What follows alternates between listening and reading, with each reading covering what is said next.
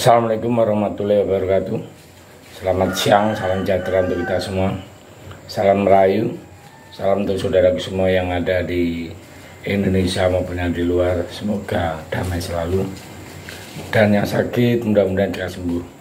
Dan yang beraktivitas mendapat rezeki yang banyak, amin. Saat ini sudah terang benderang drama politik, drama mencela-mencela Gibran sudah jelas bahwa Gibran adalah wakilnya Pak Prabowo. Deklarasi acaranya akan digelar di Jakarta Convention Center atau JCC. Pasangan Prabowo Gibran katanya akan mendaftar ke KPU hari Rabu tanggal 25 Oktober. Ya, saya kira info ini sudah valid.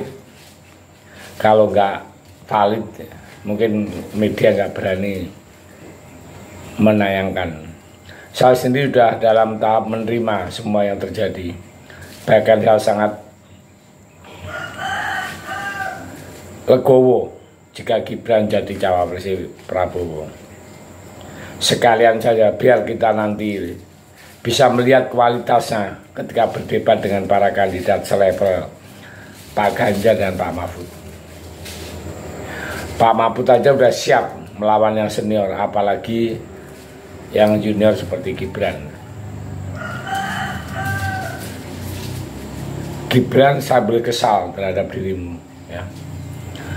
Beberapa kali saya sering membuat tulisan dan video tentang Gibran, langkah-langkahnya dalam politik dan kemudian prestasi dan kinerjanya di Solo. Dulu saya kerap membandingkan Gibran dengan AHY. Tentunya saya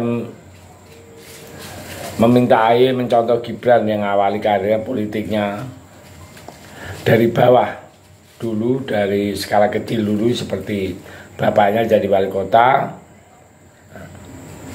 Dan saya sering memuji-muji Gibran dan mengkritik AHY yang langsung jadi gubernur DKI ketika AHY ikut pilkada tahun 2017. Beberapa bulan sebelumnya saya masih sangat membela Gibran, kesal sama kelakuan Prabowo, yakni ketika Prabowo bertemu Gibran pada bulan Mei lalu.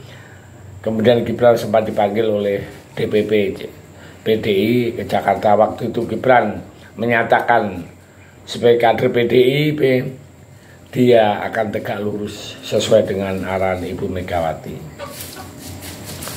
Pada bulan Agustus lalu, ya, ketika media menyatakan tanggapan Gibran tentang gugatan batas umur Capres-Cawapres,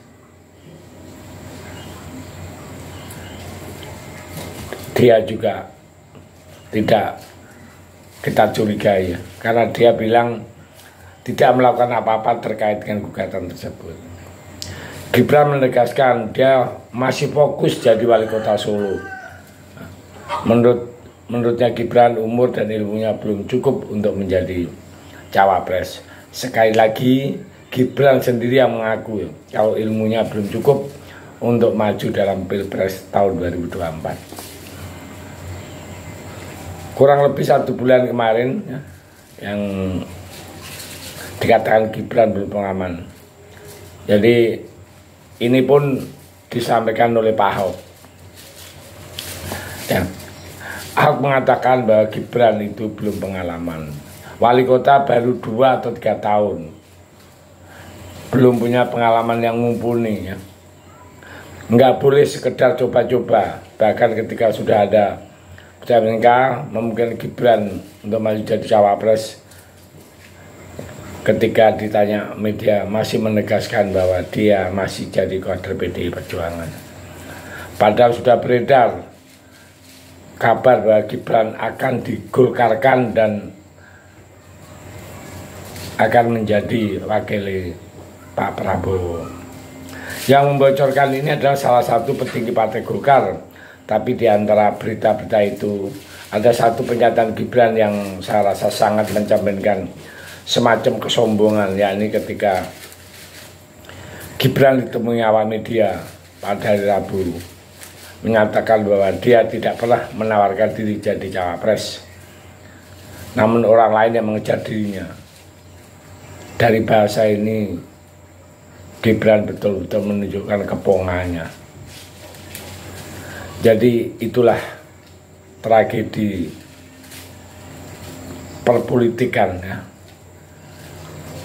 Nah, sekarang orang-orang yang merasa dia sudah cukup untuk maju jadi cawapres, ya monggo.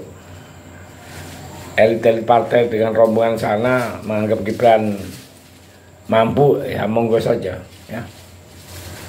Karena udah diputuskan MK dengan segala macam kontroversinya, sampai-sampai disebut MK itu mahkamah keluarga,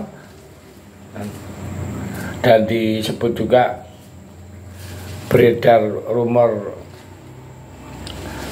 dinasti keluarga.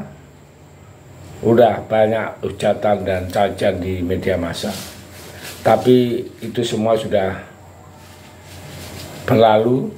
Nah, yang sekarang adalah yang jelas Prabowo berpasangan dengan Gibran, dan Gibran sendiri menikmati saat ada Golkar itu menyatakan dia digolkarkan itu. Lihat wajahnya semeringah seperti orang baru dapat cuan segede gaban, menghilangkan semua yang dia katakan beberapa bulan, bahkan beberapa hari sebelumnya. Kalau kata-kata netizen mencela-mencela itu namanya Gibran itu. Nah, jadi ya mirip kayak mantan gubernur yang mencela-mencela itu, yang bilangnya membuat laboratorium tes swab, tapi sampai sekarang juga belum tahu. Mau membuat pabrik minyak saat ada kelangkaan, sampai sekarang juga kita nggak tahu di mana pabriknya. Ya tahu sendirilah siapa ya, saya sebut mantan gubernur yang sekarang nyapres juga itu. Dan di sini saya cuman berpikir satu, ya. MK, lembaga yang disucikan, lembaga dengan elegan, bisa memporak-porandakan gara-gara keluarga presiden kepengen nyalon dirubah atau diapa namanya, ditambah atau apa. Kalau Yusril mengatakan ada penyelundupan hukum itu, coba kita bayangkan bagaimana kalau nanti ada sengketa Pilpres, apa yang bisa diharapkan dari MK kayak begini. Saya jujur ngeri untuk melihat pertunjukan yang akan datang. Ayo kita coba bayangkan, kalau ada sengketa kayak tahun-tahun yang lalu, kalau sampai MK tidak dipercaya, terus siapa yang akan memutuskan sengketa Pilpres nanti? Apa nggak terjadi ribut? Ya mudah-mudahan tidak ada sengketa Pilpres, tapi itu sangat kecil sekali. Biasanya setiap ada kontestasi ada sengketa Pilpres. Terus apa yang diharapkan dengan MK yang sekarang begini nih?